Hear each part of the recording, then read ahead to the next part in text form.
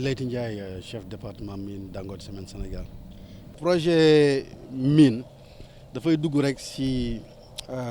doxalin bu gën a yaatu boo xamante ni usine bi yëpp la parce que pàcc boo dem ci usine bi rek am na lu demee nii te lii lépp aussi dafay tënku ci sàmm alam gi bu nu ko sàmmee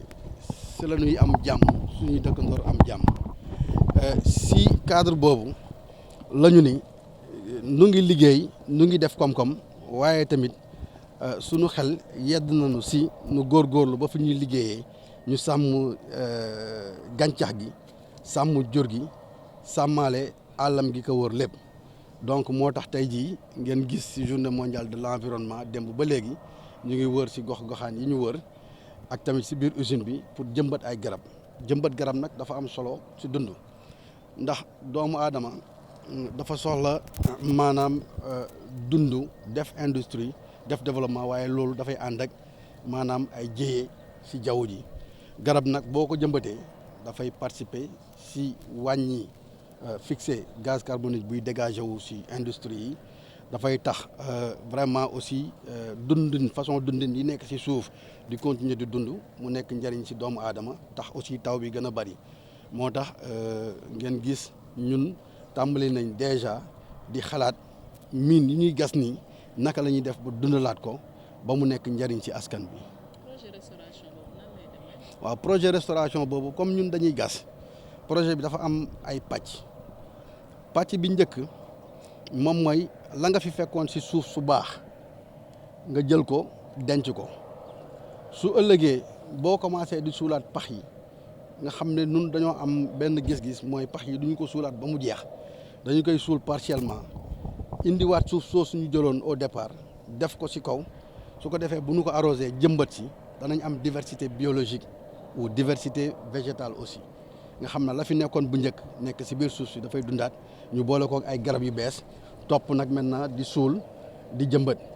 waaye tamit ci digg pax bi war nañ ko leeral tamit bëgguñu koo suul dañu fa bëgg a maanaam dundal ay jën su ko defee tamit askan bi di ci jëriñu. Dangote nag mine buy sàmm alam la wax dëgg yàlla loolu tamit nekkul wax juñ jël rek sànni ko ndax ku fi ñëw mën nañ la won ni ñuy doxalee nga gis ci biir usine bi instruments yi ñu fi def infrastructure yi ñu fi def nga xam ne dafay wàññi impact ci jaww ji dafay wàññi poussière bi di dem dafay wàññi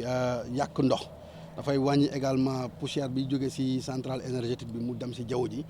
nga ñëw ci mine bi ak ci biir usine bi gis ni ñuy saxal jëmbatee garab nga xamante ni loolu lu ñuy dund la nekkul loo xam dañu koy wax nii rek sànni ko ñëpp mën nañ ko gis parallèlement tamit boo demee ci dëkk bi ñuy wax Ngomen nga xam ne moog mine bi ay centaine de mètres moo leen séparé ñu ngi fay def benn ligne bu verte qu'on appelle muraille verte de Ngomen loolu tamit daf ñuy dimbali bu baax ci won askan wi ne leen loolu ñun lu ñu ñor la alam gi lu ñu ñor la. Ce reboisement est d'une importance capitale. Elle rentre dans le volet global de la durabilité opérationnelle. Et donc, il s'agit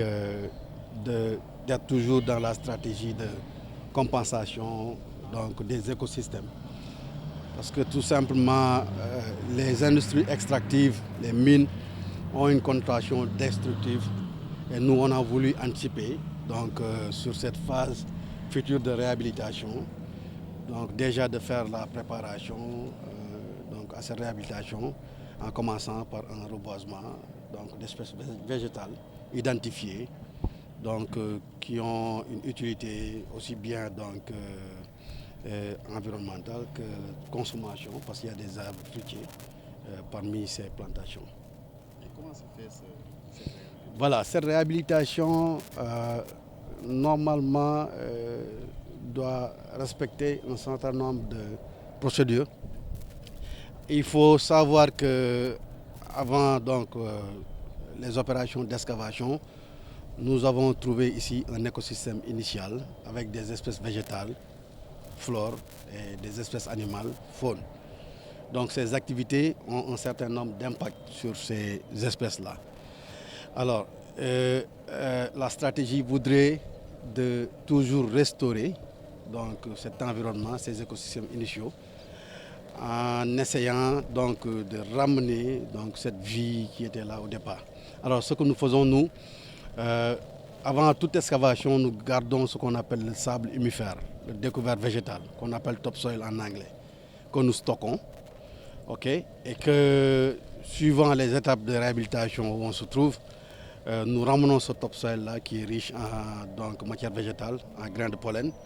Et c'est sur la base de ce topsoil qu'on fera les activités de reboisement. C'est ce qu'on a vu tout à l'heure, l'exercice qu'on faisait. Et donc qui va suivre le développement de la mine. Et il faut noter que c'est une réhabilitation qu'on appelle réhabilitation instantanée qui progresse en même temps que l'exploitation de la mine. La stratégie globale d'atténuation de ces impacts est à plusieurs niveaux. D'abord, il y a un niveau de prévention, d'anticipation, qui consiste au cours de la conception du projet de déjà réfléchir sur comment faire pour atténuer les impacts futurs donc, de l'activité. Alors en ce sens, vous avez vu ou certainement entendu que nous n'opérons pas en procédant à l'abattage par explosif. Nous utilisons des machines donc, qui sont très soucieuses de l'environnement en termes d'opération et qui fait que les nuisances sonores, les nuisances poussiéreuses, les vibrations donc, sont assez maîtrisées. Et donc, n'empêche que toujours il y a un défi d'émission de poussière. Et pour un peu équilibrer, nous avons aussi fait un projet de haie vive qui participera donc à atténuer cette poussière-là. Ça ne s'arrête pas juste à la mine, parce que si on progresse donc dans le processus, avec le convoyage de matières premières, nous avons une bande qui est couverte, c'est très innovant, donc qui empêche aussi les émissions de poussière. Au niveau donc de l'usine, il y a les backhouse qui captent l'ensemble des émissions de poussière et les réinjectent dans le circuit du process. Il y a également au niveau de la centrale donc une très bonne pratique qui consiste à capter, à prendre tous les centres volants qui sont très nocifs et qu'on réinjecte dans le circuit donc, de production. Et aujourd'hui, même avec ces centres volants, nous sommes à une étape de transport, mais il y a un projet qui a démarré qui consiste maintenant à directement pomper ces centres volants, ne pas utiliser de camions et à la mettre dans des pipes et à les réinjecter directement donc, dans le circuit de production. Alors parallèlement aussi, il y a un monitoring de la consommation de l'eau qui est très très importante et il y a donc des limites qu'il ne faut pas atteindre. Donc nous particulièrement, nous avons également un projet donc, de diminution de la quantité d'eau qu'on utilise pour arroser les pistes par utilisation de produits polymères biodégradables qui nous permettra de réduire à 80% la consommation de l'eau. Et enfin aussi, il faut dire qu'aujourd'hui, à l'avènement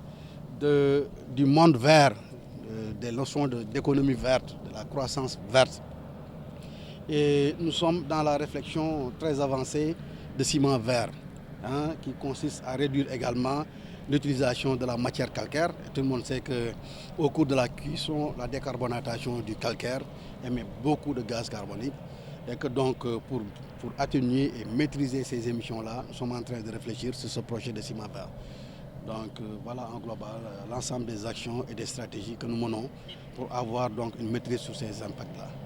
Oui, Dangote est une mine écolo, ce n'est pas un slogan, c'est un ensemble d'éléments factuels. Et l'un des éléments est là où nous nous trouvons, donc ce jardin donc, qui assure donc, le maintien de la biodiversité. Donc, encore une fois, chez nous, ce n'est pas seulement l'aspect impact ou l'aspect destruction, mais nous avons un niveau de conscience très élevé et une grande responsabilité sur la reconstitution des écosystèmes et donc la promotion de l'écologie donc, et de la biologie.